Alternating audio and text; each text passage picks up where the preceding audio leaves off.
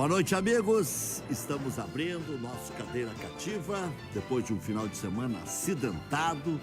Nossos times, inclusive os do interior, né, não foram bem.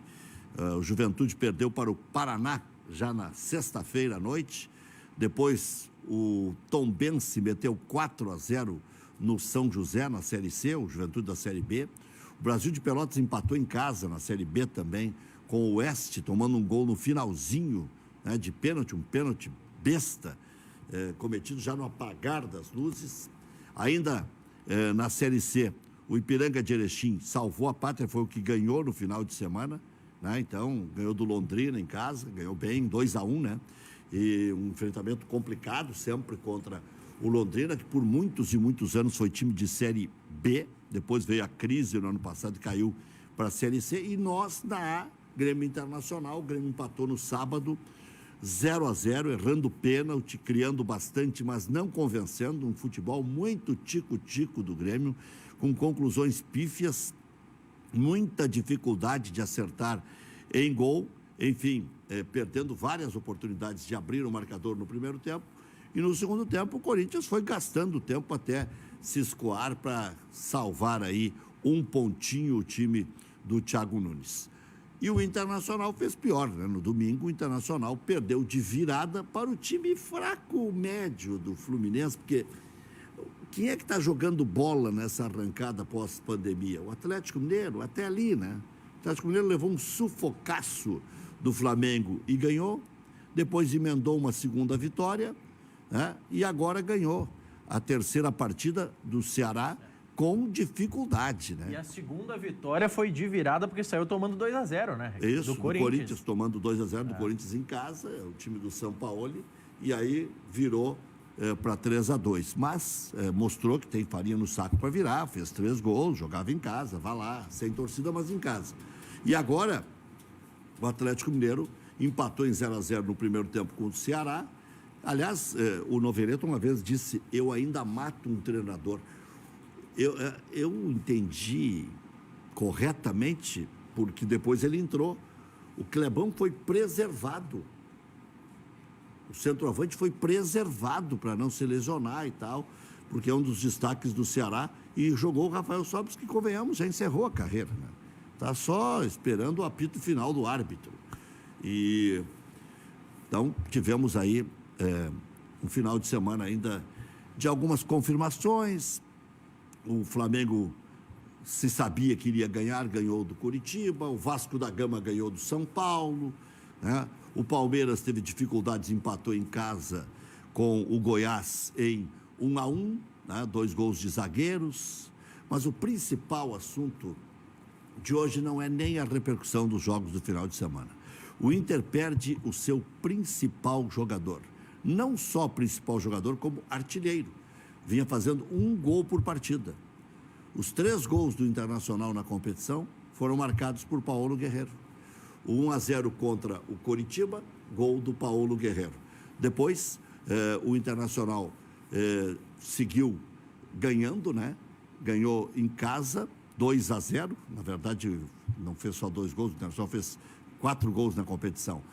Um do Paulo Guerreiro e o outro gol contra o Santos foi do... Me deu um branco agora aqui, rapaz. Foi do Galhardo? Não, foi do Edenilson. Foi do Edenilson. Foi do Edenilson. Paulo Guerreiro fez 3 gols e o Edenilson fez 1. Os 4 gols que o Internacional tem marcados até aqui.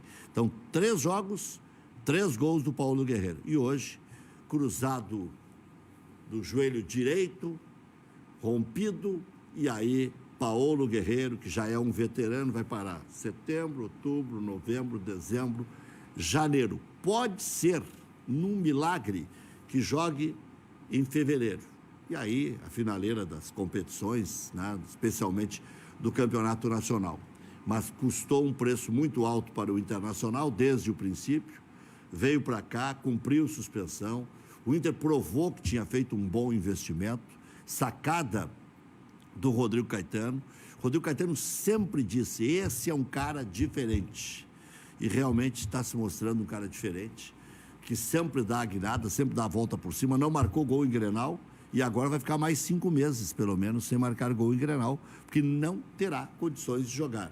Se houver Grenal pela Copa do Brasil, não vai atuar. Grenal da Libertadores da América não vai atuar. Campeonato Brasileiro, um dos clássicos, ele não vai jogar. Pode ser que até jogue o segundo, mas também não vai dar tempo de jogar. Então, está fora o Paulo Guerreiro também da possibilidade de marcar o seu primeiro gol em Clássico Grenal. Mas isso é o que menos importa. O que mais importa é o desfalque enorme que ele falar na equipe do Internacional. Yuri Alberto, um menino de 19 anos, recém-chegado do Santos, com alguma contestação, porque ainda não está pronto para jogar.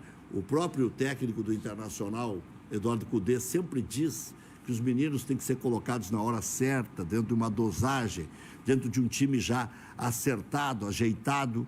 Então, o Internacional vai ter que encontrar uma solução. Se não do tamanho do Guerreiro, que é impossível, porque para mim o Guerreiro é o melhor centroavante do Brasil, o Inter tem aí um Leandro Damião, que tem contrato no Japão até o final de janeiro. Então, muito provavelmente não voltará agora.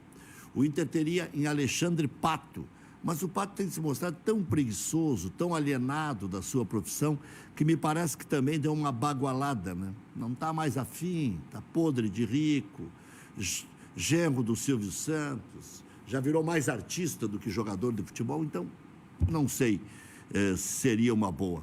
O que o Inter admitiu, inclusive, fruto de uma manifestação do pai e do irmão, é o interesse no Luiz Adriano. Só que o Luiz Adriano é titular do Palmeiras, jogou inclusive agora contra o Goiás. Se está bem ou mal, o Palmeiras, a investidora já disse, eu invisto um caminhão de dinheiro, tem contrato até 2023, 23, final de 23, o Luiz Adriano com o Palmeiras, dificilmente, ou quase que impossível, do Luiz Adriano jogar no Internacional, mesmo com o desejo da família, mesmo com o desejo pessoal e mesmo com uma tatuagem que ele tem no corpo, que é a taça do Mundial de 2006. É por isso que era estranha aquela especulação de que ele jogaria no Grêmio. Tem uma tatuagem, se não me engano, é na canela, algum lugar, tem com a taça do Mundial de 2006. Então, muito difícil o Luiz Adriano. O que eu acho plausível é o Inter contratar logo o Ricardo Oliveira antes que alguém contrate. Está livre no mercado? Está livre no mercado, pode jogar logo ali, é um cara compenetrado, até pastor, né? Não tem nada a ver, mas sabe como é que é? Ajuda, né? É regrado. Rezar sempre ajuda, né? E centroavante, pronto, que já provou durante a carreira, que é artilheiro nato, ainda quer provar que tinha alguma lenha para queimar no Atlético Mineiro, Ricardo Oliveira poderia ser a alternativa. No mais, o Marco Ruben já disse que não, que é impossível jogar esse ano, não quer jogar, já largou o Atlético Paranaense, onde ele estava muitíssimo bem, o Atlético queria que ele continuasse, foi por conta dele que ele não continuou, então o Internacional vai ter que ser... Ele já divulgou nota, né, dizendo Sim. que este ano não jogaria. Antes mesmo de qualquer especulação. E podia demovê-lo da ideia, o Eduardo Cudê, por ser amigo, mas já também o procurador disse, não, a hora não. Então, a hora não. O Internacional vai ter que ser criativo, rápido, porque senão vai ficar aí improvisando com o Galhardo de vez em quando. D'Alessandro volta a ser titular, compondo com o Galhardo, que compunha antes com o Guerreiro, né? Ou o Peglow, que é um jogador mais adiantado, mas não é centroavante. E aí um time do tamanho do Internacional vai jogar com centroavante improvisado? Não, tem o Yuri Alberto. Mas aí toda uma carga sobre o Yuri Alberto que ia ser lapidado como uma joia a ser vendida logo ali por um bom dinheiro, complicou a situação do Colorado. Para não dizer que não falamos de flores em relação ao Internacional, o Inter vendeu muitíssimo bem, né? O Fux foi vendido por 8 milhões de euros. Se o Grêmio pegou 10 milhões de euros pelo Cebolinha, alguns falam que depois negociou com A, com B, com C, para ficar com um pouquinho mais, mas arredondando, o Inter está pegando o que o Grêmio pegou pela sua parte no Cebolinha. Porque o Grêmio também tinha 50%. O Inter está vendendo 50%. Né? O jogador tem mais 30%, né? Na verdade, ele tem 10%, o procurador tem mais 20%. E ainda sobra 20 para o Internacional brincar lá na frente ou numa diferença de venda e tal. Aí tem que ver como é que vai ser o contrato ou por desempenho do jogador. Enfim, de qualquer forma, o Internacional está arrumando um dinheiro que nem esperava arrumar tanto com essa ida do Fux lá para o CSKA, né? Há muito tempo não se ouvia falar de negócio volumoso com o CSKA. Enfim, o Grêmio, né? O Grêmio está negociando e finalizando a vinda do Everton. Por que é difícil? O Everton tem contrato com o Grêmio até o final de 2022. E ele pertence 50% ao Grêmio e 50% ao Luganês. Então, o São Paulo teria que negociar, e parece que já negociou, e parece que conseguiu a liberação, sendo que o Everton, que pertence ao São Paulo, que pagou um caminhão de dinheiro para o Flamengo, que já tinha investido bem contratando ao Atlético do Paraná, o Everton tem contrato com o São Paulo até o meio do ano que vem. Então, são negócios que tem que casar várias peças e, por isso, demora um pouquinho para, não impaciência do torcedor, nem do Renato, mas para a necessidade premente que se tem, né? As competições estão aí, esse é um jogador com histórico de lesões, o Everton, tem que passar por um rigoroso exame médico, uma batelada de exames, e vai fazer porque tem que fazer, e não adianta nada. Então, o Grêmio está trazendo aí, já trouxe, anunciou o Robinho, nós apresentamos aqui, inclusive, a entrevista na sexta-feira. O Grêmio agora trouxe o Everton, está praticamente contratado. Se fala ainda em um lateral esquerdo. Aí, pasmem, sabe quanto é que o Palmeiras pediu pelo lateral esquerdo, Diogo Barbosa? Por 50% dos direitos federativos? 5 milhões de euros. 5 milhões de euros por 50% dos direitos federativos do Diogo Barbosa. Bom, o Inter, já se sabe, não tem dinheiro, trouxe o Jussa, Matheus Jussa. O Inter trouxe o Lucas Ribeiro, zagueiro, ambos zagueiros, o Jussa é volante adaptado como zagueiro. O Inter trouxe o Yuri Alberto e agora vai ter que contratar mais um centroavante. E ontem o Cudê saiu com aquela. Me prometeram gastar isso e aquilo e fizeram um time que não tem nada a ver com o Manchester City, por exemplo. Só que teve a pandemia e o Internacional esperava, sem pandemia, vender alguns jogadores, teve que mudar a sua estratégia, perdeu dinheiro de bilheteria, perdeu dinheiro de sócio, perdeu dinheiro de patrocinadores e, por isso, o Cudê vai ter que se reinventar, se readaptar, e o presidente entendeu a manifestação do Cudê como normal.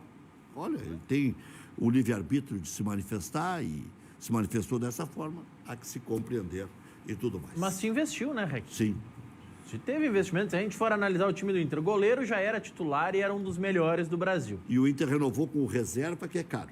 Renovou com reserva, que é caro. Na lateral direita, trouxe uma solução brasileira, o Rodinei, não deu certo, trouxe o Saravia, que foi indicado pelo técnico. Exatamente. 2, então. Já traz dois laterais direitos. Trouxe o Jussa e o Lucas Ribeiro para a zaga. O Lucas Ribeiro para ser titular. Mas o Jussa é esse também, né? Mas ficou bem claro que o Lucas Ribeiro vai ser titular e que o Moledo é o último da fila. Vamos ver. Ontem, ele pelo menos... Vamos ver quem é o Lucas Ribeiro. Prazer, sou o Lucas Ribeiro, jogo assim, assado. Vamos ver lá dentro do campo. Não vem em La Cancha. Vamos mirar em La Cancha. Exatamente. Vamos para o lado esquerdo. Também, aí ok, nós tivemos o Moisés como um acréscimo, que vem numa troca com o Zé, mas veio o lateral esquerdo também. Lateral esquerdo. Volante, veio o Musto, pedido do técnico. Do meio para frente, veio o Marcos Guilherme, veio o Galhardo, veio o Bosquilha. Então, contratações ocorreram. Se não tinham o aval do Cudê, é um problema.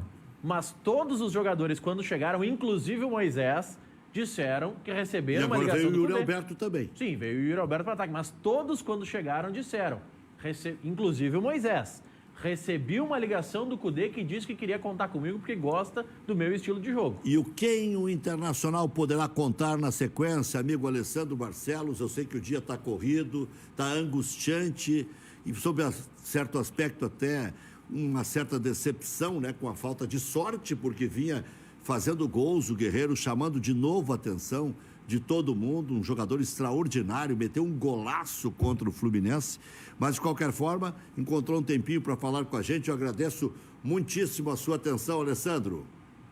Boa noite, Rec. É um prazer estar falando com vocês. Pois é, Rec, um dia triste para o Internacional, dia triste, eu diria, para o futebol, que perde aí por um tempo a presença o goleador do Campeonato Brasileiro até o momento, né? E um grande jogador que é o Paulo Guerreiro, um jogador que vinha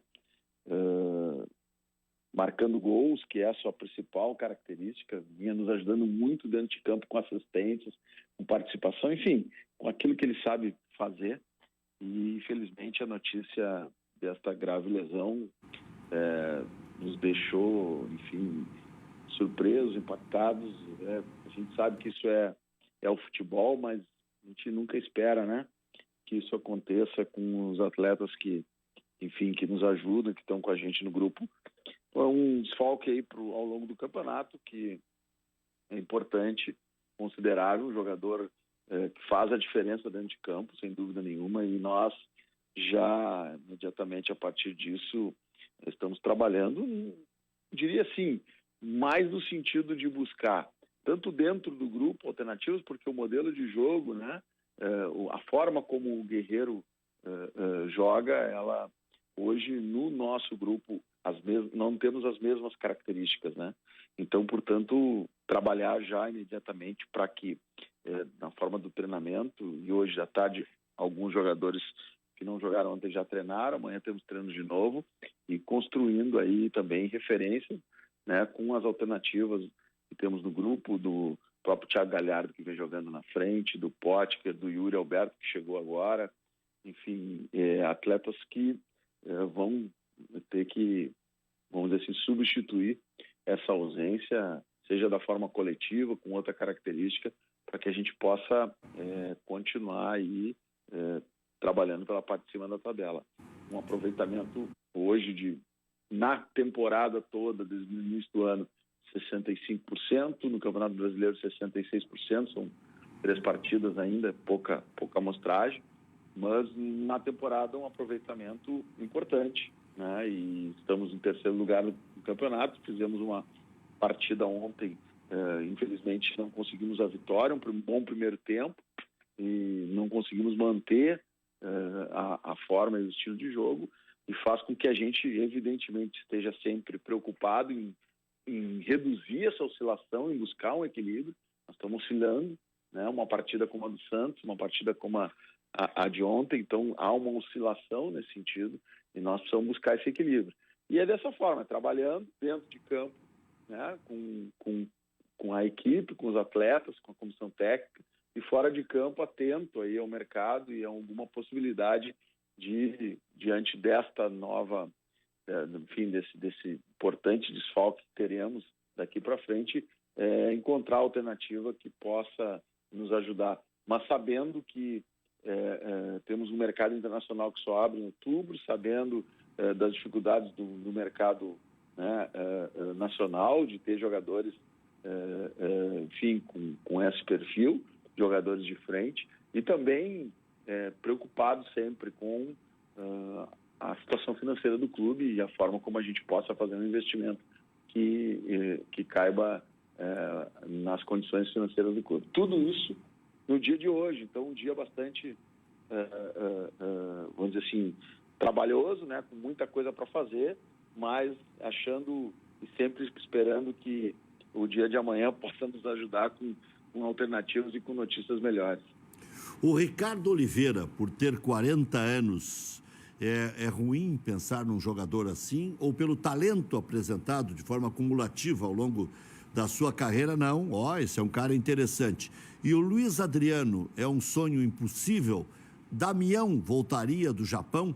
Como é que vocês monitoram essas situações todas aí? Essa é uma outra questão, né? A gente falar em nomes aí é complicado, porque o mercado ele se movimenta também, e a gente tem como premissa aí trabalhar primeiro na observação, na identificação, no perfil, tanto do ponto de vista técnico, né, que é importante, como também do ponto de vista negocial, né, econômico, financeiro, numa negociação.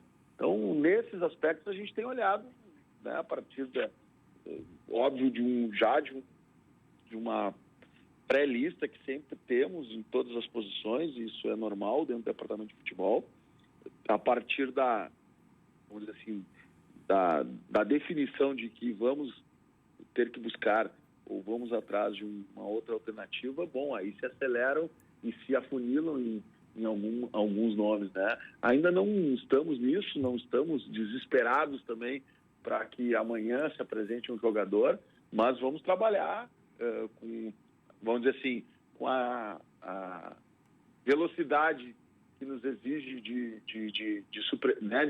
colocarmos um atleta nessas condições no grupo, mas ao mesmo tempo também não fazendo com que a gente possa apressar, porque já tivemos, vários clubes a gente já viu isso, que no próprio Internacional podemos já também ter passado por situações semelhantes, onde a pressa nos faz muitas vezes contratar alguns jogadores que chegam aqui e acabam jogando muito pouco ou não confirmando. Então agora é a hora de ter precisão, de ter responsabilidade, né, de buscar num mercado que está bem difícil para essa posição, jogadores que possam, ou um jogador que possa vir efetivamente contribuir com o nosso grupo e jogar. Vir para jogar, vir para acrescentar, vir para nos dar essa manutenção da competitividade que a gente vem mantendo até aqui nesse momento. Maurício, diga. O quanto ajuda ou atrapalha, Alessandro, essa venda do Fuchs para buscar um centroavante? Porque, por um lado, ok, está entrando dinheiro, se tem uma fonte de renda que, de certa forma, está empenhada com dívidas, mas que, de certa forma, também pode ser investida. Mas, por outro lado, os outros, quem está vendendo também sabe, o Inter está com a grana, entrou agora um dinheiro em euro lá, dá para pedir um pouco mais. O quanto ajuda, se é que ajuda ou atrapalha ter nesse momento esse fator público? Maurício, agora, boa noite aí para ti também. Boa noite. Agora é o momento de trabalhar, baixar a cabeça e, inclusive, falar menos. Porque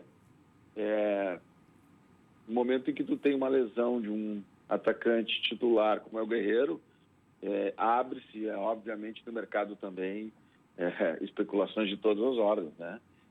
O telefone não para de tocar, enfim, as pessoas indicando atletas aí de tudo que é lado, e nós não trabalhamos assim. Quantos já te indicaram? Que é do mercado, desde o centroavante de um time lá pequeno, que pode ser um grande jogador lá na frente, como aquele que já foi um grande jogador e hoje, né, não está mais no auge da sua carreira. Mas o que eu quero dizer é o seguinte, que tudo isso influencia, né, nesse momento.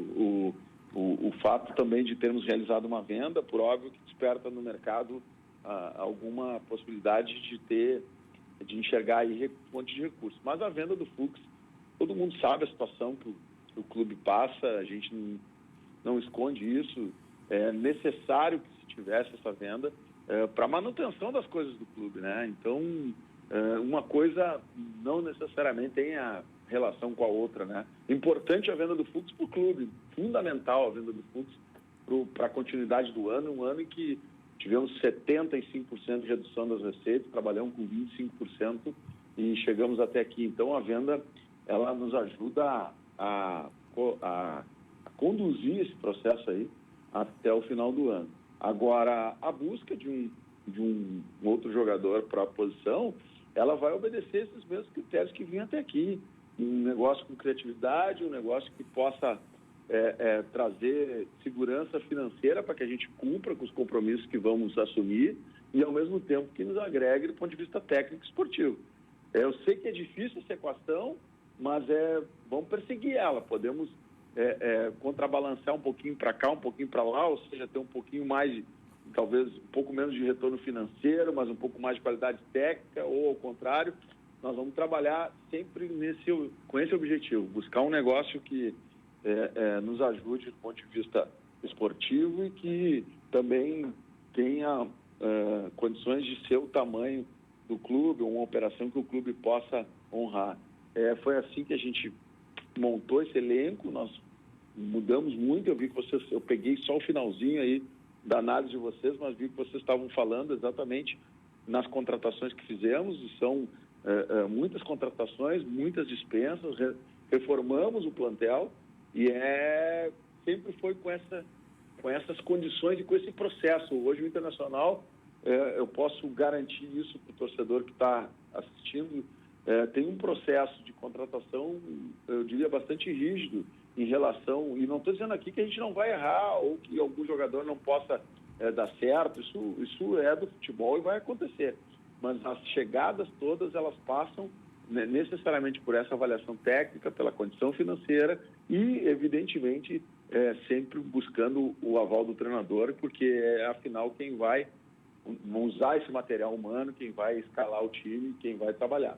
Então, não vai ser diferente agora na busca por alguma possibilidade aí de mercado para a função de atacante. Muito bom. Alessandro Barcelos, até para ficar com crédito contigo aí, nós marcamos 10 minutinhos, porque o homem está correndo e deve ter uma fila de empresários aí já nas chamadas. Aí. Depois entrou de mensagem de WhatsApp é algo, né? Depois ele nos conta o resto, né? Vai contando. Sabe como é que funciona? Eles podem ligar, a gente encaminha isso para o CAP, existe um centro de prospecção de atletas, de avaliação.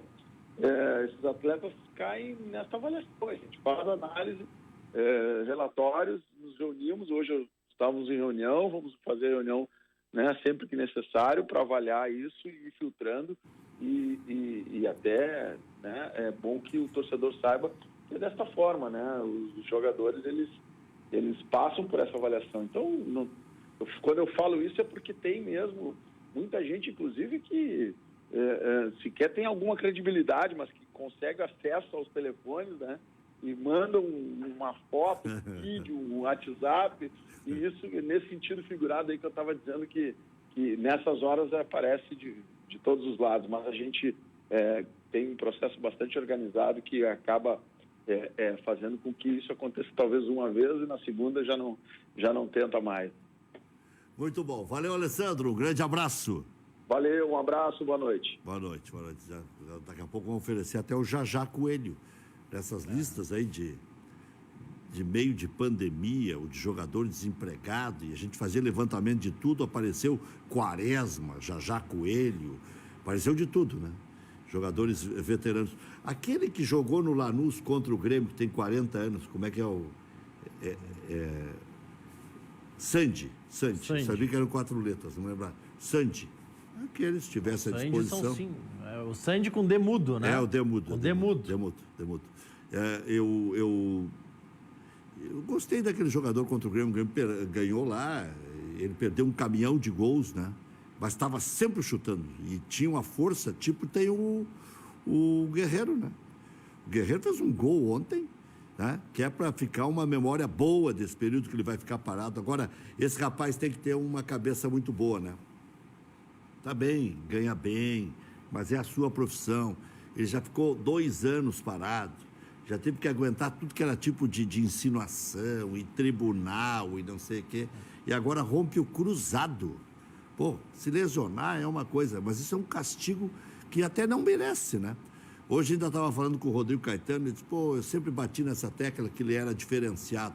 Agora nós estamos vendo o quanto ele é diferenciado. E num campeonato difícil como o nosso, Campeonato Brasileiro, né, o Vitor Grunberg, marcou 3 gols em 3 partidas. Já está na linha aí o vice de administração do Internacional, para a gente continuar falando sobre essa agonia que foi o dia para os colorados. Hoje é um dia de ter solidariedade até com o Internacional, porque o Inter não vai precisar substituir um jogador, é o jogador, é o melhor jogador do time. Hoje é disparado o melhor jogador do time. O Edenilson vem bem, vem uma franca recuperação, ok. O Patrick recuperou mais ou menos o seu futebol. Está aí lançando meninos que têm qualidade. Está chegando aí o Yuri Alberto, né? O Cuesta está numa má fase. Os laterais ainda não se firmaram. O goleiro é bom, mas o grande jogador do time, o jogador, esse é o centroavante titular do Internacional, Paulo Guerreiro. O D'Alessandro também tem dificuldade, já tem quase 40 anos. Enfim, como viver sem Paulo Guerreiro, pelo menos até o final de janeiro? Vitor Grunberg, boa noite. Boa noite, Rec. Boa noite, Maurício. Sempre um prazer falar com os amigos. E mais uma vez de forma virtual, né? Espero que em breve a gente possa estar se abraçando, apertando a mão, se cumprimentando, podendo sentar na cadeira aí com vocês, porque essa pandemia tem se estendido bastante. Realmente, Rec, é uma perda, um dia muito difícil, né? Um dia que, quando eu recebi essa notícia, eu fiquei muito chateado, porque o Paulo Guerreiro, sem dúvida nenhuma, é uma referência técnica, é uma referência de ataque, é um ídolo da torcida, está aqui há 2 anos, né? Teve um período que não pôde atuar, mas desde a sua chegada, a torcida tem uma grande identificação com o atleta, é um goleador nato, é um ídolo do seu país, e a gente tem a honra e o orgulho de ter ele vestindo o manto internacional, podendo ir ao Beira-Rio, assistir Paulo Guerreiro. Então é uma perda muito grande, porque ele representa. Agora, sem dúvida nenhuma, escutava aí o final da fala do nosso vice-futebol, do Alessandro. O Internacional vai dar o seu melhor aí para fazer essa substituição do Paulo Guerreiro. O Internacional tem um bom elenco, tem um bom grupo.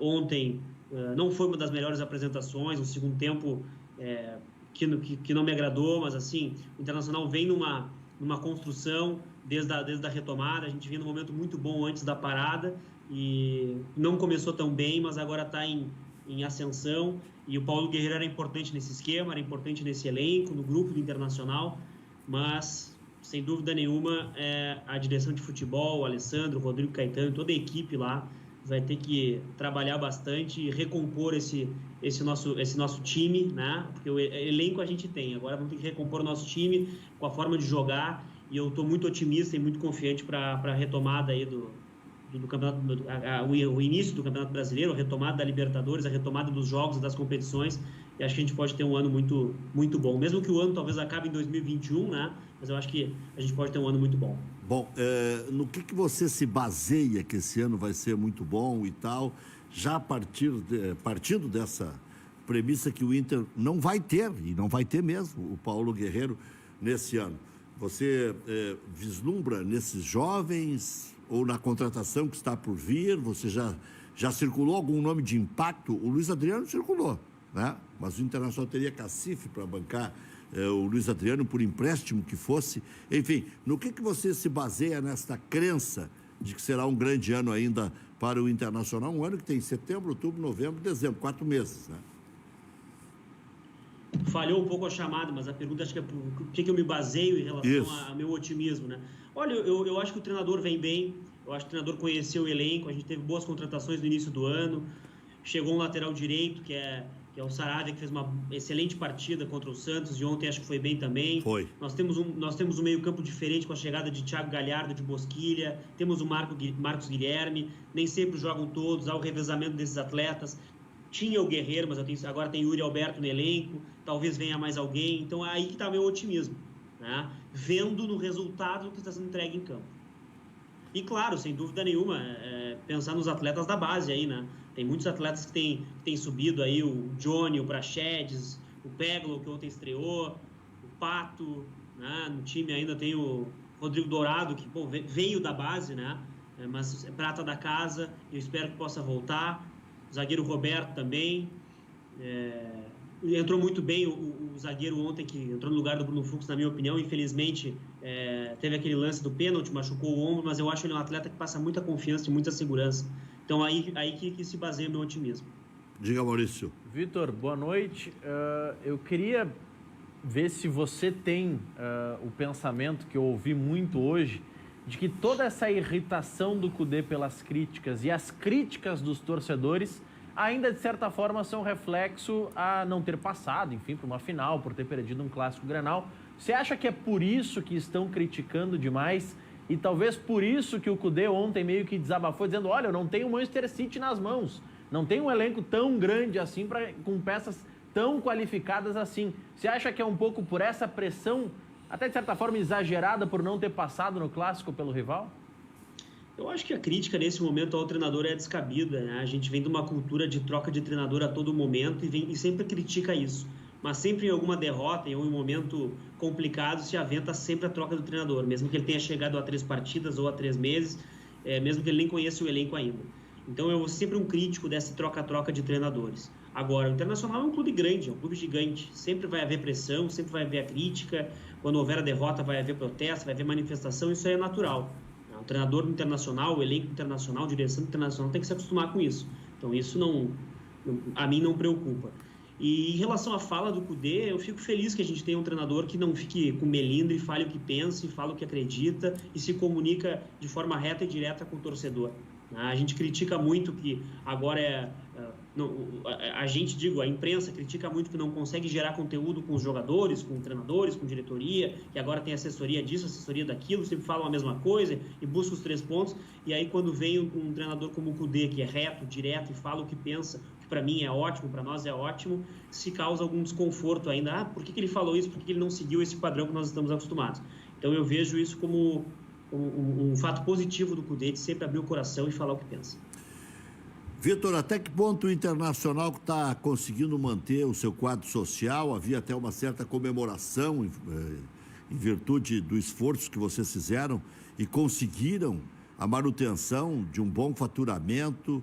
Está bem alinhado isso? Já está meio que garantido que o Internacional não vai ter perdas significativas até o final do ano? Que estratégias ainda o Internacional monta para suportar esse período em que o sócio não terá como entrar no Beira-Rio para assistir os jogos do Internacional? Olha, Rec, nós vivemos um momento muito complicado, né? No início do ano, talvez mais complicado ainda, porque a gente não tinha noção do tempo que ia durar. Agora, pelo menos, o futebol retornou, a gente consegue se balizar por isso. Mas o Internacional, em meio à pandemia, lança uma campanha de sócios, né, envolvendo todas as áreas do clube, que foi um sucesso. Foi um sucesso porque foi o clube que conseguiu angariar sócios e aumentar o número do quadro social em período de pandemia, né, durante a campanha. Movimentou o associado do clube para antecipar as mensalidades. Claro, havia uma bonificação, uma camiseta exclusiva com todo um significado, uma campanha muito legal. Os primeiros sócios que anteciparam as 6 mensalidades já estão recebendo em suas casas quando fazem a solicitação para receber pela transportadora. E agora, quando a gente puder fazer essa entrega no Beira-Rio, aguardando os decretos, aí a gente vai organizar isso também. Mas o sócio esteve do lado do Inter, né? O Inter teve primeiro mês de pandemia, que realmente o faturamento social reduziu. Depois a gente teve um aumento de 30% sobre esse mês, com o apoio do associado que antecipou essas mensalidades. Depois, ao mesmo tempo, na verdade não é depois, veio novas associações. Então eu fico muito contente com a ação e com a atitude da torcida colorada nesse momento de pandemia. Esteve ao lado do clube e segue do lado do clube. Tem gente que segue religiosamente pagando aí até novembro para receber a camisa, tem gente que antecipou, mas todo mundo teve a sensibilidade com o clube nesse momento. É claro que também o clube tem que ter a sensibilidade com o torcedor, porque sabe que o momento não é apenas difícil para o clube, e sim para toda a sociedade. Então o sócio colorado também foi impactado, mas ver esse carinho pelo clube, essa associação nesse momento nos dá um conforto muito grande, uma confiança que a gente nunca deixou de ter, na verdade, que o nosso maior valor é o associado. Então, a gente teve mais uma vez uma confirmação disso. Até que ponto respinga algum dinheirinho para o teu departamento, essa venda do Fux aí para investimento em infraestrutura, alguma coisa que seja mais urgente que o Internacional não tenha como adiar em termos de investimento? Olha, Rec, não é num toma lá da cá, né? Vender um atleta e vai respingar na administração. O clube é gerido de uma forma única financeiramente falando. A gente aprova um orçamento no conselho no início do ano e é em cima dessas bases que a gente trabalha. No início do ano, durante a pandemia, em março, o presidente e o conselho de gestão nos chamaram, a gente fez uma redução de 30% no orçamento.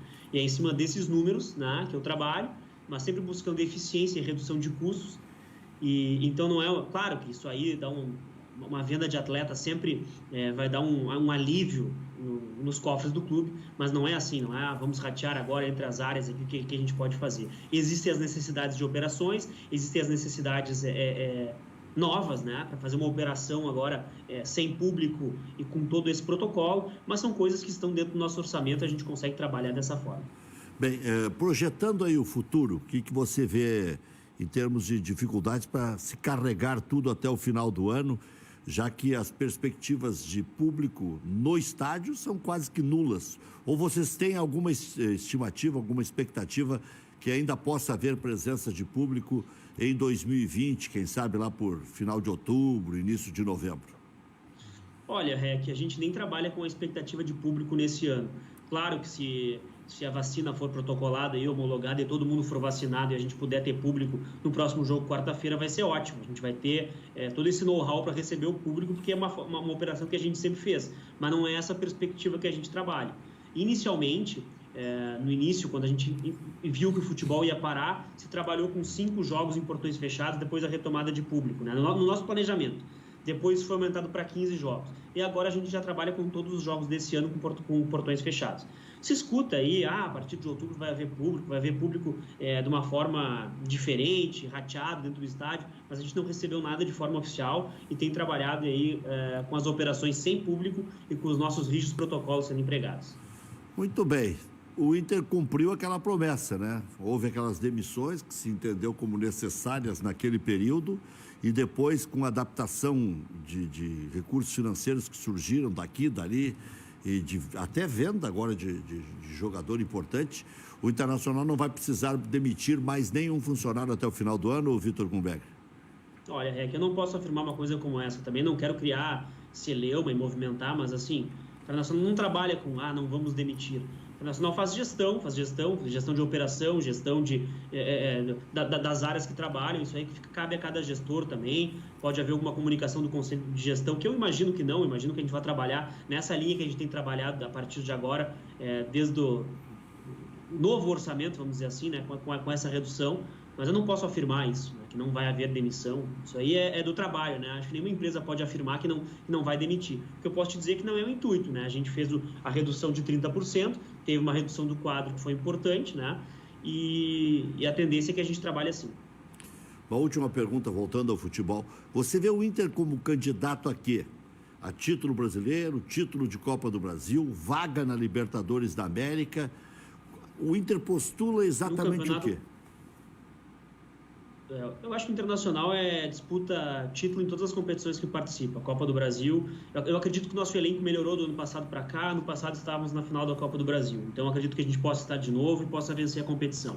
O Campeonato Brasileiro, iniciamos bem, mas assim, não apenas pelos 2 primeiros jogos, e agora com uma derrota eu vou dizer que o Internacional é candidato a título, mas sim pela condição de elenco e pela capacidade do treinador e o que a gente vê hoje no futebol. O REC, Maurício, sabe que eu sou um otimista, mas eu acho que esse ano eu estou ainda mais otimista. Então, acredito que a gente possa colher bons frutos aí no final do ano. Diga, Maurício Freitas. Vitor, deixa eu tirar uma dúvida contigo de uma questão de bastidores. A gente já teve em execução no Beira-Rio o protocolo da Federação Gaúcha, que foi o primeiro protocolo utilizado e que serviu, inclusive, protocolos de Grêmio e Inter como base para outros clubes do Brasil. Agora nós temos o protocolo da CBF. Eu queria saber se tem alguma diferença de um para outro, se tem mais liberação em um ou se é mais restrito ainda este. E se vocês já receberam, qual será o protocolo da Conmebol, que já divulgou que está conversando com os clubes e está batendo o pé que 15 de setembro reiniciam as competições. Que loucura, se os clubes não chegarem no estádio, enfim, ou não comparecerem, vai ter VO, não vai ter jogo remarcado. Mas existe diferença dos protocolos do que começou lá no Gauchão, do que tem agora no Brasileiro, e vocês já receberam o da Conmebol? Maurício, vamos para o histórico, né? A gente criou o protocolo do Internacional de Operação no Beira-Rio, antes de receber qualquer protocolo de federação ou de CBF. Protocolo bem rígido, embasado, Ministério da Saúde, Anvisa, inspirado também no protocolo do Campeonato Alemão que retornou. E apresentamos esse protocolo para a federação. Alguns clubes nos procuraram, clubes do Brasil e clubes de fora do Brasil nos procuraram para ver esse protocolo, né? Fomos bastante elogiados. Encaminhamos sim para a federação, encaminhamos para a Arena, né? Explicamos para a Arena como é que a gente ia trabalhar, e aí a federação veio com o protocolo deles e depois a CBF vem com o protocolo dela para a competição, que é o Campeonato Brasileiro e para a Copa do Brasil. Os protocolos são diferentes, né? Mas são próximos, dá para se dizer assim, são muito parecidos. Modifica a posição de imprensa, a quantidade de pessoas em cada zona, cada horário, mas são protocolos parecidos. Quando colegas de vocês, semana passada, antes do jogo contra o Santos, me questionaram, e aí, Vitor, o que muda especificamente? Olha, eu acho que visualmente, até dei risada, o que vai aparecer de diferente de protocolo é o Saci, que a gente conseguiu uma liberação extraordinária para a participação do Saci de forma isolada na arquibancada, de máscara, e torcendo pelos atletas aí, junto a todas as ações de bandeiras de torcida e as lonas que nós temos lá para representar o nosso torcedor. Já recebemos a da Conmebol também, estamos estudando. O protocolo da CBF que está em vigor agora, a gente teve uma reunião aí no final da semana para comentar com eles o que a gente tem achado, para fazer sugestões de melhoria, inclusive de melhoria em relação à testagem. O Internacional aqui é muito rígido em relação à testagem com todos os operadores, inclusive desde o protocolo da federação, quem não era ter a testagem obrigatória por estar numa zona mais periférica ou em algum momento que não era exatamente o jogo. O Internacional, no seu protocolo, incluiu e segue incluindo a testagem, né? A gente quer ter segurança absoluta na nossa operação. E dentro dessa linha ainda, parte da administração, Vitor, você acha que... Já chegou dinheiro da Sul-Americana para pagar os voos fretados? Eles não vão participar aí? Isso aí também é uma questão interessante, mas a questão da torcida eletrônica, que tá, a sonorização do estádio, a avaliação de vocês é que surtiu o efeito que vocês esperavam, superou as expectativas? Que feedback vocês têm dos jogadores em relação a isso, Vitor? Olha, a gente, quando o departamento de marketing começou a pensar como seriam essas ações, e compartilhando, obviamente, com outras áreas, com a administração que é responsável pela operação, com o relacionamento social que conversa com as torcidas, a gente tinha 2 intuitos, né? Era que os atletas sentissem um ambiente mais parecido com o ambiente que eles estavam acostumados, né? Que era um ambiente com torcida, e que o torcedor que assistisse a partida na televisão, assistisse de casa, se sentisse representado. E nenhuma ação necessariamente vai ser igual a outra, né? No Grenal, em Caxias, a gente teve telão, aí depois em Alvorada a gente não teve pela iluminação, colocou mais bandeiras de torcida. Aqui a gente tem as lonas colocadas, podemos ter jogo com telão, já tivemos jogo com telão no Beira-Rio, tivemos o Saci. São ações que vão sendo modificadas jogo a jogo, ou podem ser modificadas jogo a jogo. Os atletas gostaram muito do ambiente, né? Tem um diferencial também que talvez o pessoal da televisão não consiga pescar em todo momento, porque a transmissão ela não começa tão antes, né? Infelizmente ela começa em cima do laço ali no estádio, mas assim, quem está acostumado aí a jogo e conhece toda a locução que a gente tem no estádio, que anuncia que o time está em campo para aquecimento, que os goleiros estão indo aquecer, ou as substituições, ou quando há gol, que há o chamado da locutora, a gente mantém isso para os atletas, ou seja, quando o Danilo Fernandes e o Lomba foram aquecer no jogo, a locutora anunciou, né, o aquecimento do Danilo Fernandes e do Lomba, e aí vem a torcida, né? O nosso DJ tem feito um trabalho muito legal, parece realmente, fecha os olhos no estádio, parece que a torcida está ali. Inclusive o Lomba entrou acenando, como sempre faz para a torcida, como se ela ali estivesse. Então a gente tem tido esse retorno positivo dos atletas que têm se sentido num Beira-Rio como se o Beira-Rio tivesse lotado. Nessa linha, daqui a pouco vai rolar até o palmômetro do REC na reação da torcida eletrônica com o jogador. O aplauso, né? Esse é mais complicado. Né? Aí é com o REC, Então tá. Valeu, Vitor. Um grande abraço. Prazer. Cumprimentos aí pelo trabalho. Vocês. Valeu, um abraço. Tem que se virar, não adianta nada, né? Ficar chorando nos cantos não ia resolver o problema do Internacional, não ia resolver o problema do Grêmio, do Atlético Paranaense, do Corinthians, cada um com as suas dificuldades, alguns com dificuldades maiores, que é o caso do Internacional, outros menores. Vê que o Atlético Mineiro se deu um jeito, porque arrumou 2 grandes parceiros que um dia vão cobrar a conta. Né? Uma hora tem que pagar. Internacional e Grêmio estão se virando com as próprias forças, aí, com os investidores mais próximos, o Sonda no Internacional e o Rigo no Grêmio. O Grêmio vendendo mais jogadores do que o Internacional, mas o Inter conseguindo fazer uma boa venda. No meio da pandemia, vender um zagueiro por 50 milhões por metade, olha, grana aí. Um valor interessante. Mas essa questão da torcida, muito se criticou lá no início. Mas colocar som de estádio na transmissão, não tem nada a ver. Olha, eu assisti já jogos do Cruzeiro que não estavam utilizando essa tecnologia. Dá uma depressão assistir o jogo também, sem esse barulho de torcida que se criou, né? Cruzeiro, que aliás, saliente-se, está fazendo uma campanha de recuperação extraordinária. Surpreendente, inclusive. Ninguém imaginava isso. 9-9 e já está com 3 pontos positivos. Daqui a pouco está na zona de classificação. Falta pouco. Até porque está correndo jogo direto, por exemplo, hoje tem jogo da Série B, daqui a pouco tem Juventude em campo. Juventude contra o América, que são candidatos a subir. Né? E especialmente o América está patinando nesse início de competição, né? Patinou em casa agora na última semana. Não chegou na decisão do Campeonato Mineiro, né? E era o franco favorito, né? Antes da pandemia. Mais ou menos. Pelo que estava desempenhando antes da pandemia, era favorito. O Atlético pôde contratar, pôde colocar em campo, contratou até técnico. Não, técnico já estava, né? O técnico foi contratado uma semana antes de parar os jogos. Pois é. O técnico teve tempo de trabalhar que ele não teria lá atrás, né? Muito bem. Já nós vamos conversar também com o representante das categorias de base do Grêmio, Gustavo Schmitz, que é diretor das categorias de base do Grêmio, porque ali é que o Grêmio tem encontrado o seu caminho, né? O Grêmio, calcado nessas categorias de base, tem encontrado o caminho das vitórias dentro de campo, da recuperação financeira, da construção de uma nova infraestrutura em Eldorado. Veja quantas coisas boas o Grêmio tem conseguido a partir do alto investimento que eu digo é de muito zelo, de muita precaução, de muita procura por jovens talentosos em todo o Brasil. Muito bem, está saindo um negócio aí do Santos com o Atlético Mineiro muito interessante, né? Porque vai um bom jogador para o Atlético e, a meu juízo, vem um melhor do Atlético para o Santos.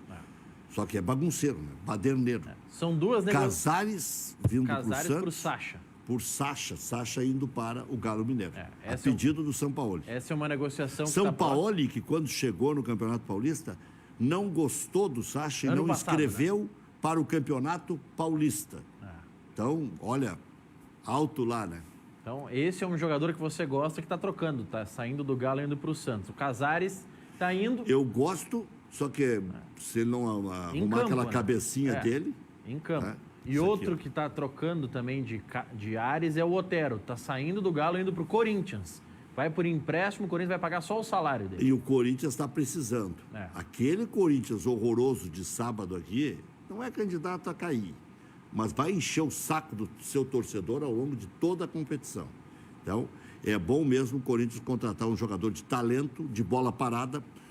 O Corinthians já teve lá atrás aquele ex-jogador do Atlético Paranaense, o jogador da bola parada, não é Jader,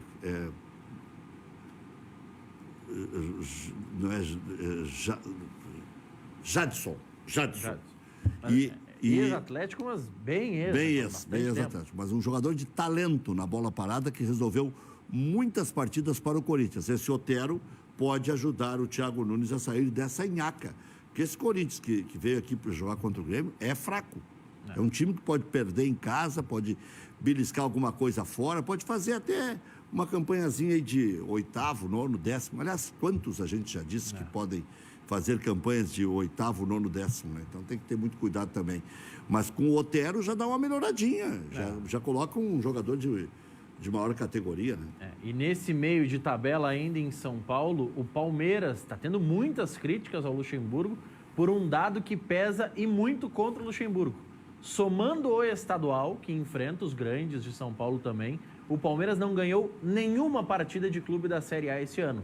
Ok, são só 2 jogos na Série A, é bem verdade, são 2 empates do Palmeiras, mas no estadual, quando enfrentava clubes de Série A, aí inclusive o Red Bull Bragantino, o Palmeiras não ganhou. Este ano não ganhou de ninguém da Série A, o Palmeiras do Luxemburgo. Por isso que já está tendo crítica. Por isso que quando o Luxemburgo fez aquela análise sobre técnicos, não era a melhor hora para fazer. Ele aproveitou que ganhou o título paulista e tal, e achou que aquilo ali seria o suficiente para ele poder distribuir algumas letras. Né? Inclusive no Jesus, né? E resgatar toda a sua pujança e tal. O Luxemburgo, a rigor, se a gente pegar, né, uma definição mais simplória, ele não precisaria mais provar nada para ninguém. Né?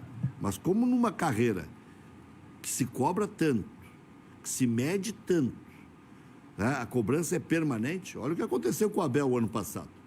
Amarrou 2 vezes mal o burro e se ferrou, né? Aliás, 3 vezes mal, né? Vasco da Gama, Cruzeiro e Flamengo. Porque ainda no final do ano pegou o Vasco da Gama para treinar esse ano. Né? Não, o Flamengo até ele não amarrou mal, mas ele saiu antes de vir os reforços. Mas já começou a apanhar cedo lá no Flamengo, começaram com aquele negócio que não se atualizava, que não modernizava, que não sei o quê, mas deixou o Flamengo classificado em todas as competições. Campeão carioca, classificado na Copa do Brasil, entre os melhores do Campeonato Brasileiro e classificado na Libertadores da América também. A duras penas, mas estava. Mas depois o Portuga fez tudo aquilo, então fica mais difícil de defender o Abelão. O que eu quero dizer é que no futebol é assim, né? O cara, ele fez aquele desabafo, durou o quê? 10 dias? Menos? Uma semaninha. Já estão cobrando do seu Luxemburgo.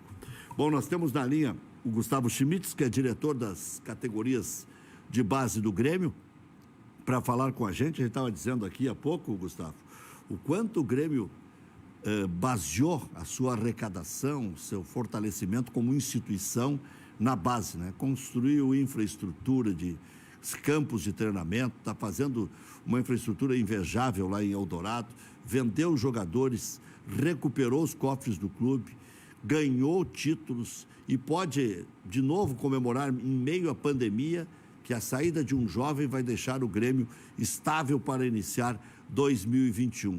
Sem desdenhar ainda de projetar um bom futuro, porque aí estão surgindo novos jogadores como esse Gui Azevedo, Rildo, Guilherme Guedes, Fabrício, Juan, Elias, enfim, Matheus Nunes, que a gente vai aprendendo a ter domínio até no nome desses atletas, porque são jogadores que já começam a contribuir com o clube. Esse é um trabalho permanente, né, Gustavo? Boa noite.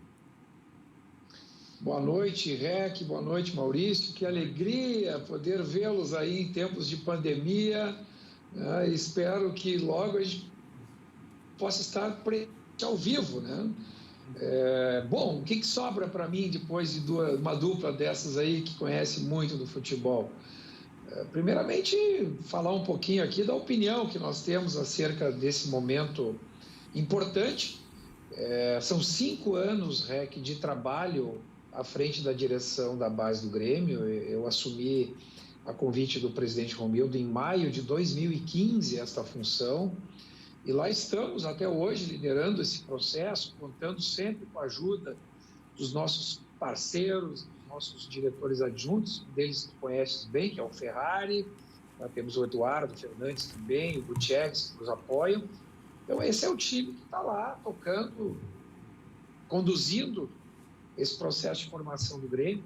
Como tu bem disseste, Rec, se nós somarmos todos os atletas que ou foram formados na sua integralidade ou passaram, né, por um processo de acabamento na base, nós arrecadamos aí por volta de 700 milhões de reais em ativos, em venda de participação no passe, ainda ficando com, em alguns casos, com participação futura, em futuros negócios que porventura ocorrerem com esses atletas aí, pelo menos os últimos que acabaram saindo. O Grêmio permanece não só com o mecanismo de solidariedade, mas com participação efetiva também nos direitos econômicos. E isso, sem dúvida, tem dado bastante respaldo financeiro para o clube enfrentar os momentos de dificuldades. O Grêmio é um clube que investe bastante. Você vê que nós temos um plantel bastante mesclado entre jogadores experientes já e jovens.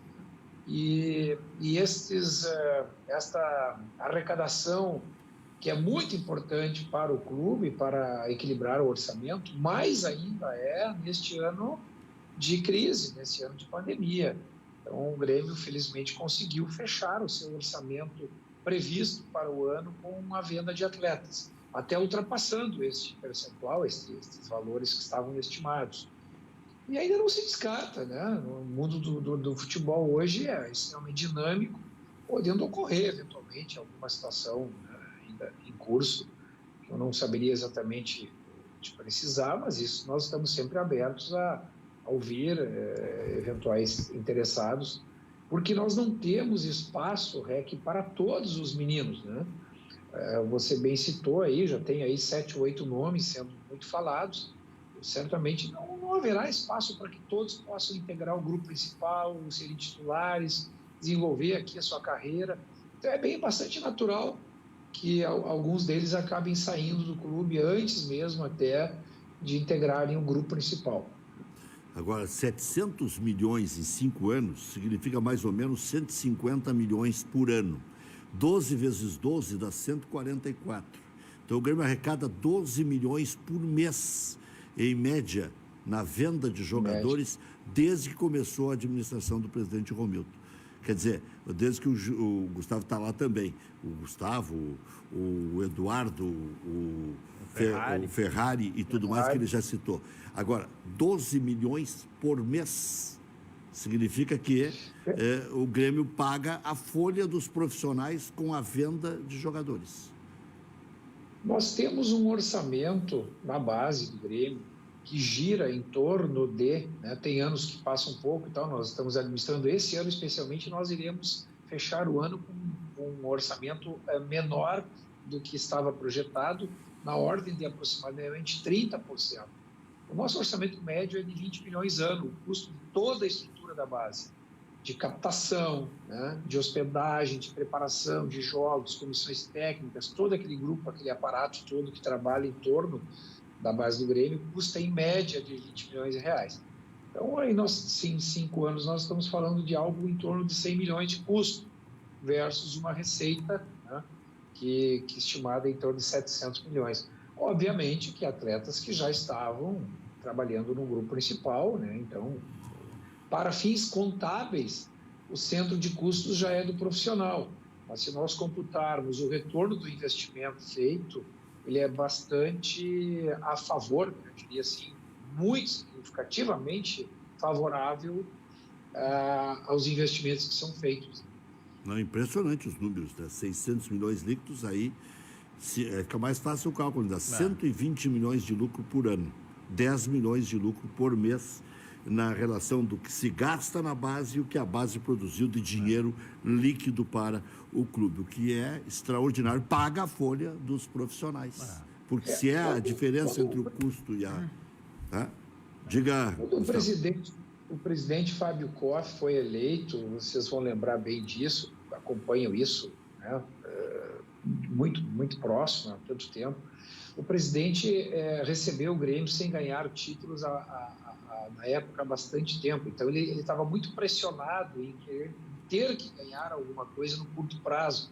E acabou nem tendo tempo e condições de priorizar esse processo de formação do Grêmio.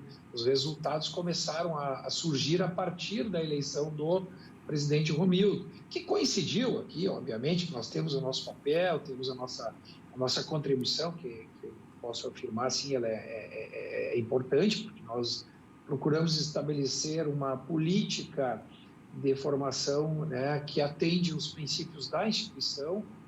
E quando o Romildo assumiu o cargo, ele me chamou para conversar na época, e lá combinamos, né, iríamos ter um trabalho de longo prazo, né, com estabilidade dos profissionais. Nós iríamos valorizar muitos profissionais formados em casa, não só os atletas, mas também os profissionais das comissões técnicas, inclusive na área executiva, né? O nosso gerente executivo da base é o Francesco Barletta, que tem praticamente 18 anos de clube já. Né? Então, é formado em casa, trata da casa. Não inventamos. Nós acabamos valorizando, inclusive, estes profissionais. E o resultado começou a aparecer. Né? Nós não priorizamos o futebol ou o resultado de campo. Nos primeiros 2 anos, nós ignoramos totalmente esse processo de resultado de campeonatos, participação, torneios, jogos, enfim, e estabelecemos uma metodologia. Mas, com o tempo, até o resultado começou a aparecer. Nos últimos 2 anos, já se percebeu um crescimento bastante substancial também em participações em títulos importantes. E uma situação, Maurício, nós não só disputamos campeonatos regionais, que era praticamente o nosso calendário.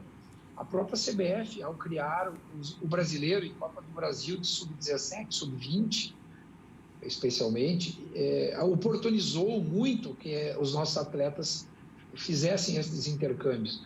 E além dos torneios internacionais em vários países, inclusive da Europa, na China, na América do Sul toda, este intercâmbio, esse processo de aprendizagem com outras escolas de futebol tem amadurecido muito esses meninos.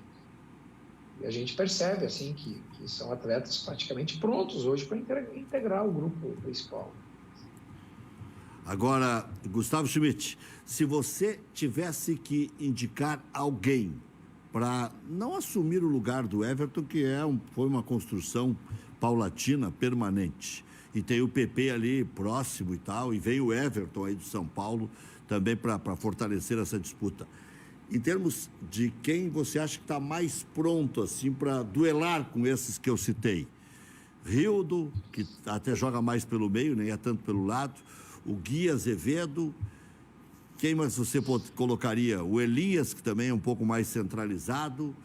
Tem o Ferreirinha, que eu não sei se vai nomes. acertar ou não.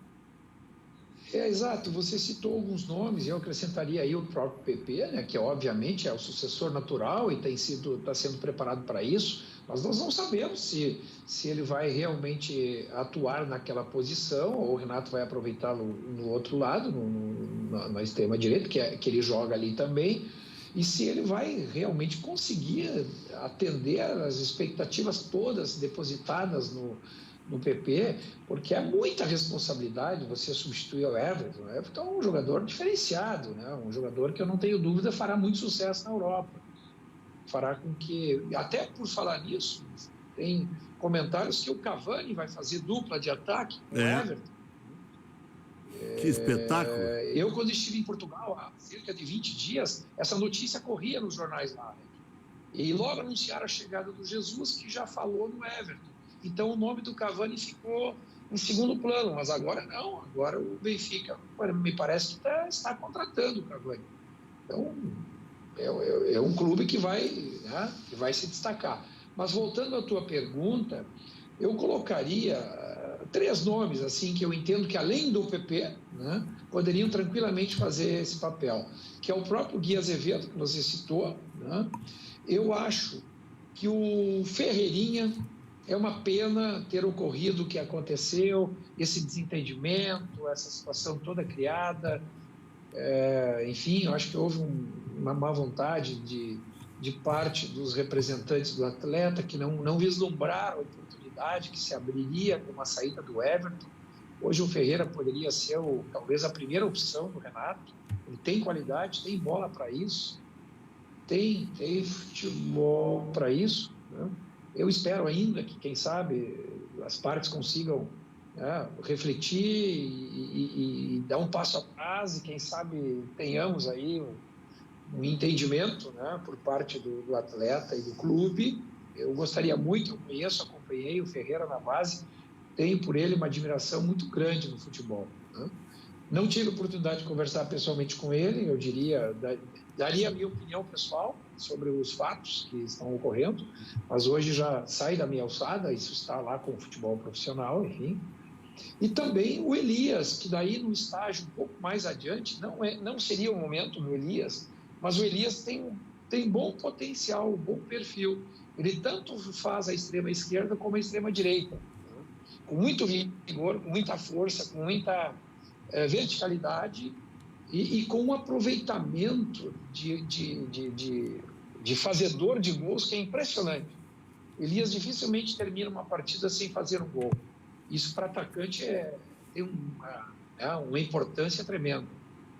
Muito bom, Gustavo. Olha aqui, ó. E o Grêmio também, lembrando, trouxe o Robinho, né? Que atua também como meia atacante. Já fez muitas vezes e bem a beirada no Cruzeiro. Claro que o tempo passa, daqui a pouco é melhor o cara ficar mais centralizado, mas lembrando que o Grêmio teve um meia que jogou por ali no lugar do Alisson, que foi o Ramirinho, e que deu conta do recado durante muito tempo. Tá bem que o Ramirinho também tinha o cacuete da lateral, que já tinha jogado, mas de origem lá no Juventude, ele era meia atacante e fez bem essa beirada de campo, como o Elias pode fazer, como o Robinho pode fazer, que são jogadores de talento, né?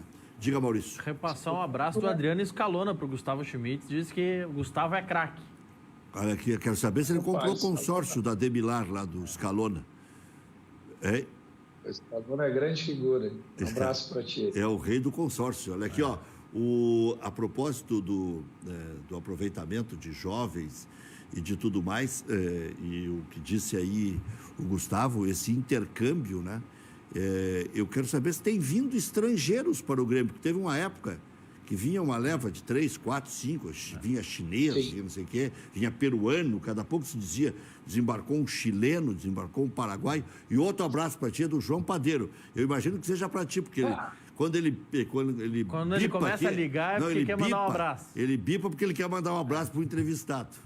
E nessa linha, Gustavo, vocês têm previsão já de quando alguma das categorias vai voltar a ter competições? De fato, já existe esse cronograma? Sim. Nós retomamos o trabalho de campo, né?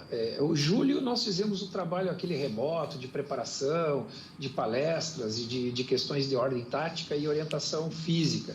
Agora, no dia 5, retomamos com a Sub-20, nesta segunda-feira estamos retomando o trabalho com a 19 e a cada 15 dias uma das categorias.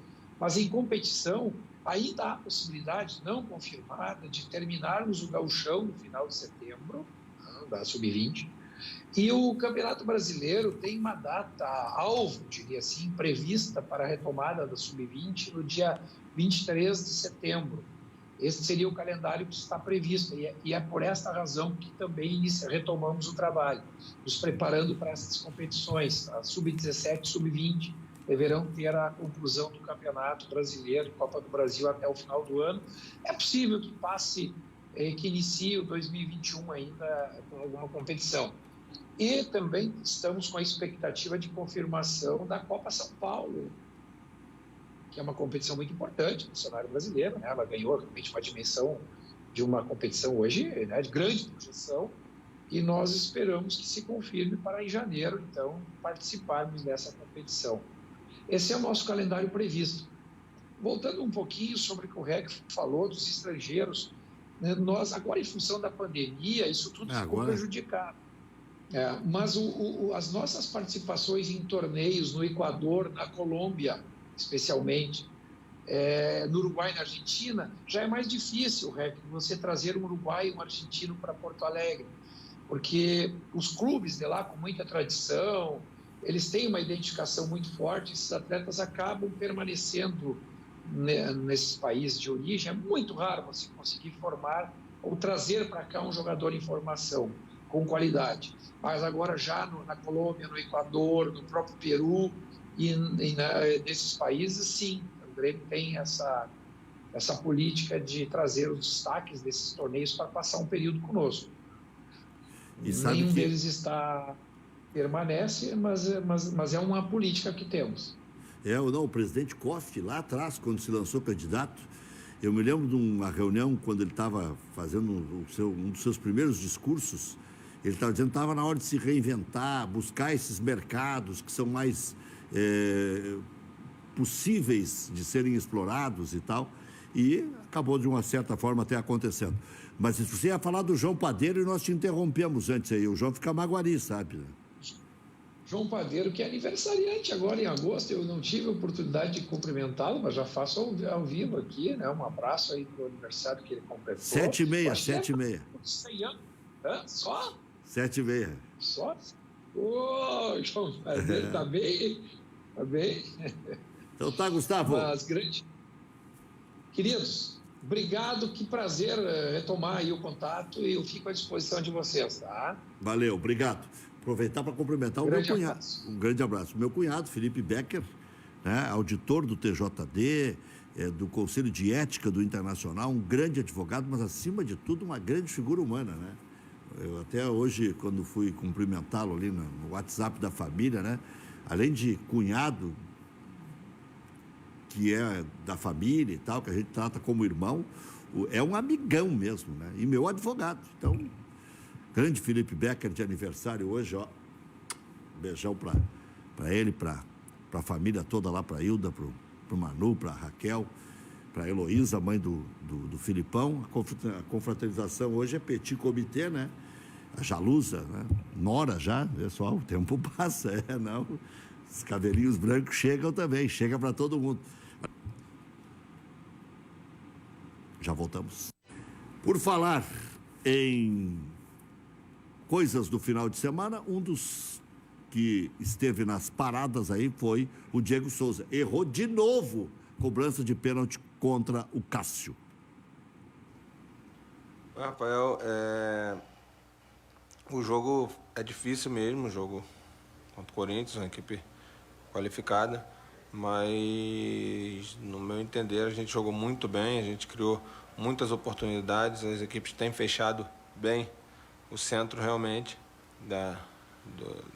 do campo, mas chegamos bastante, criamos muitas oportunidades e eu participei de algumas jogadas, não tive nenhuma jogada clara, mas meus companheiros tiveram. Então, o mais importante é que a gente cria as oportunidades claras. E a gente teve, infelizmente, não concluímos da maneira que tem que ser, de colocar dentro do barbante e vencer a partida. Mas, de uma maneira geral, jogamos muito bem, jogamos com uma intensidade muito forte e criamos algumas oportunidades importantes para ganhar o jogo e, no meu entender, merecíamos ganhar esse jogo contra o Corinthians. Oi, Diego, tudo bem? Que avaliação dá para fazer do Campeonato Brasileiro até aqui, com 3 rodadas disputadas, em relação ao nível de qualidade? E como você projeta o Grêmio na competição? Dá para ser campeão mesmo com o calendário apertado, tendo outras competições também em disputa e preservando jogadores? Bruno Soares, da Rádio Grenal. Olha, para ser campeão brasileiro, você precisa de um grupo.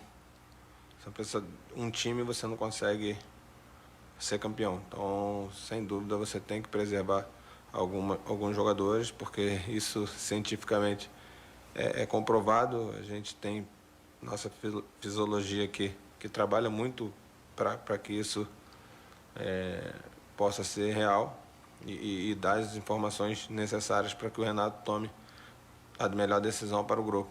Então, o nosso grupo é qualificado, o Renato já mostrou que confia em todo mundo. Então, se ele tira alguns jogadores, ele sabe do que está fazendo e sabe que quem está entrando está fresco, está podendo dar a intensidade que precisa para aquela partida. Então, nem sempre quando você tira é priorizando alguma outra competição. É sim porque você acaba estando exausto, de repente não vai render o que esperam de você. E toda vez que a gente entra em campo, independente de como a gente está ou de qualquer problema que esteja passando, a gente é cobrado pelo que a gente consegue render. Então, se a gente não vai render o esperado, acho válido trocar e colocar uma outra pessoa que possa dar o que o Grêmio merece. Diego Souza, que disse que se tiver outro pênalti, vai bater de novo. Já voltamos. Como é que está o Juventude? Juventude, 28 minutos do primeiro tempo, 0-0 com a América. A Juventude estava pressionando. Na beira do gramado está o Dino Camargo, porque o Pintado semana passada teve o teste positivo para coronavírus e perdeu o Renato Cajá, que estava bem no jogo, mas saiu lesionado sentindo a coxa.